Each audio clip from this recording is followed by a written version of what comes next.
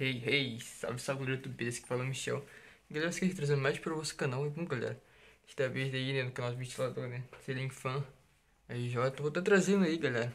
O ventilador meio que eu adaptei, né, aquele Las Vegas, ó.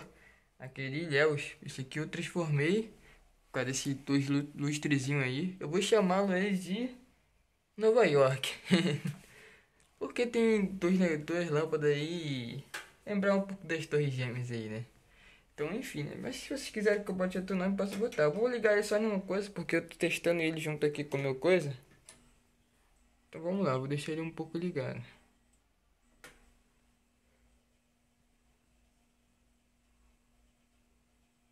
Mas eu não preciso também reverter a velocidade, porque vocês já sabem. Eu vou até apagar a luz aqui, calma aí.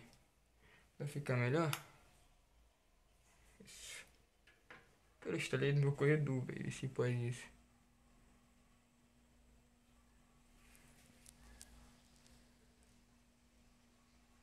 É só pra teste mesmo, né?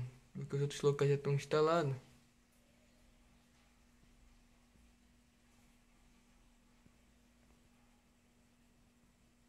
Não sei porque a outra lâmpada não está funcionando, galera. Sinceramente eu não sei. Mas enfim, né? Eu vou tirar ele já, senão meu irmão vai brigar comigo, velho. Só pra teste mesmo, como eu tinha dito anteriormente, né? Depois eu tenho que dar uma olhada nesse outro bocal aí. Se for a questão do bocal, eu troco depois. Ou eu troco esse outro aí, porque eu tenho dois desses. Mas acho que é o bocal. Mas foi só pra mostrar pra vocês aí mesmo, né? Que se vocês acharam. Se vocês acharam legal ou não.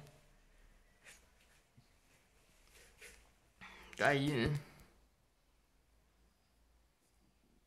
A velocidade do ventilador você já sabe, porque é o mesmo que o Ilhéus. Continua assim. Só que com esse negócio trocado mesmo. Isso aí parece até um pouco Solaster, né? Mas aí foi isso aí, né, galera? Eu espero que vocês tenham gostado. Testei ele bem rapidinho ali, porque eu também não sei se a estrutura é muito boa. Mas de repente, quando eu trazer um mostrador pra testar, de repente eu teste aí mesmo, nesse local. Desse jeito aí. Então foi isso aí, galera.